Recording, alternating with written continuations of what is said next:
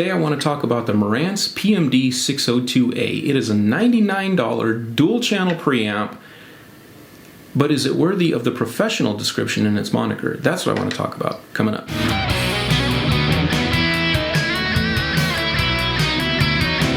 Hi guys, so today the Marantz PMD-602A. This is the unit that I probably started my channel with. It's one of the first preamps that I ever bought. I've had it for about a year and a half, and I just wanted to give you, as somebody with that experience and used it in different scenarios, I just wanted to give you my feedback on that, and who's its intended market? Who is this for? Who can use, get good use out of this? So anyway, let's get into the unit.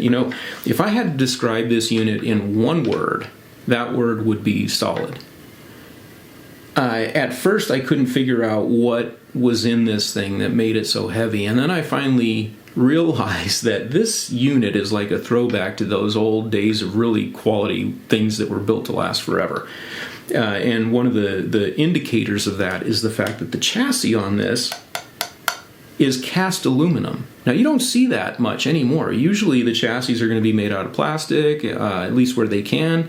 Sometimes if it is being made out of metal, it'll be made out of sheet metal that's just bent into the shape that it needs to be in. But this is actually using an old school cast aluminum enclosure. And that is something that is, I think, you may see that as a benefit and you may not. It depends. If you're trying to save size and weight on your equipment, then this is probably not the unit for you. But if it's something that you're looking at mounting to a permanent rig, you want something durable, this really is the unit. Now let's go through and I'll tell you about some of the features first. First of all, it is a dual channel, and the channels are independent. They can be controlled entirely independently. Combo jacks, XLRs, or you can run any line level. You could do a guitar cable or TRS cable input in the middle there. So they are using the combo jacks, which are very popular these days.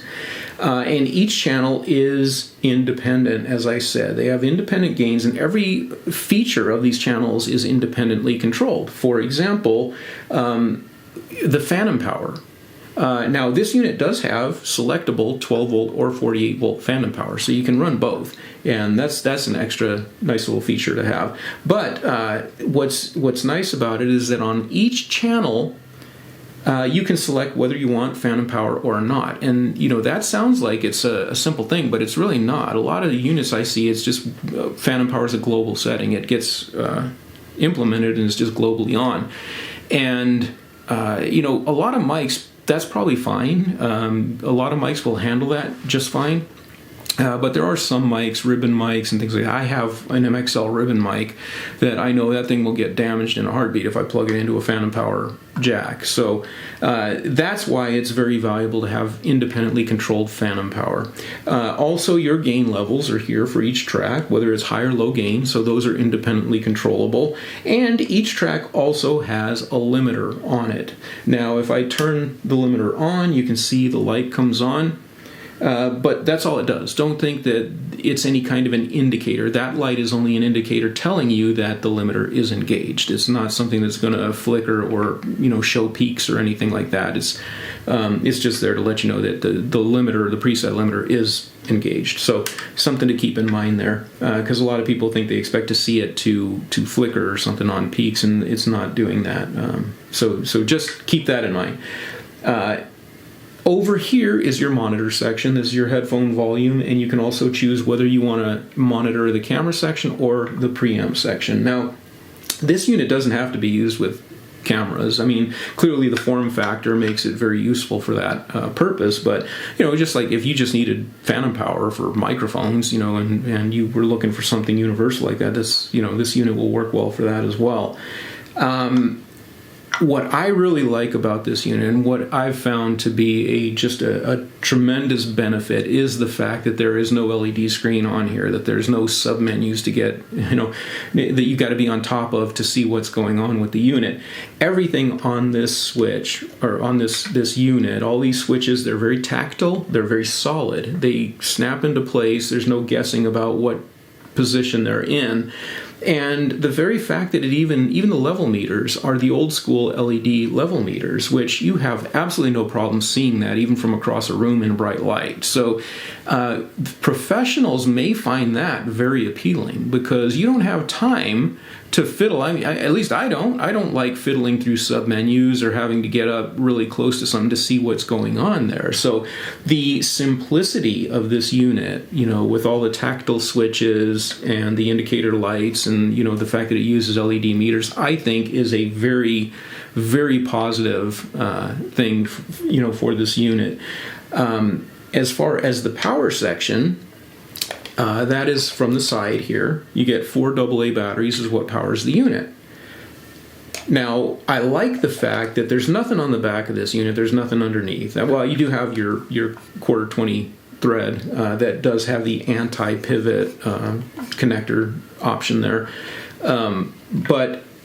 But what I mean by that is that there's nothing that you have to monitor or change or, on the back of the unit or the bottom.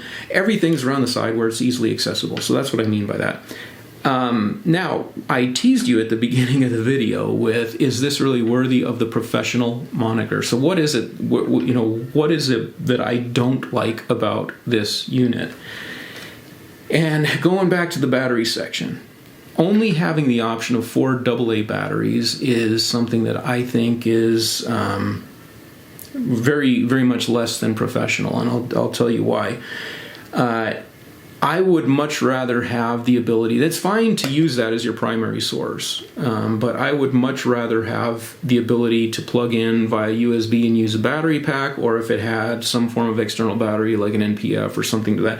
To me, that would set this unit over the top. I mean, it would just, and even if they had to charge more money for it, I think it would be more than worth whatever they ended up charging, if they tacked on another $50 onto the unit for that option. But that is my biggest gripe with this, is that you don't have any option to power it professionally. And we all know that the biggest problem with AA batteries, especially if you're just using, traditional, inexpensive alkaline batteries, I'll show you the problem with it. I don't know if you can see this, but this is the battery, one of the batteries that I just ended up replacing in there that corroded out. And of course, when that happens, you have to go back in with, depending on how soon you catch it. I think I probably had those batteries in there, and they probably ran out about a month ago. So in prepping to do this video, it wouldn't turn on, and I changed the batteries, and I saw that it was corroded out. And that, again, is one of the biggest problems with AA batteries. That's why I don't like using those in equipment, unless that should be a backup. That should be in case you have no other choice, but it should not be a primary form of powering a professional unit. That's my biggest gripe with this unit. But guys, other than that, I really like this unit. I don't think I'll ever get rid of it. It works perfect on my remote rig. And like I said, when I'm out remotely doing recording, I like the fact that I can see everything. I know where it's set. I can, I don't have to get up on a menu or dig into submenus in order to see what's going on, But the sound of this unit is great.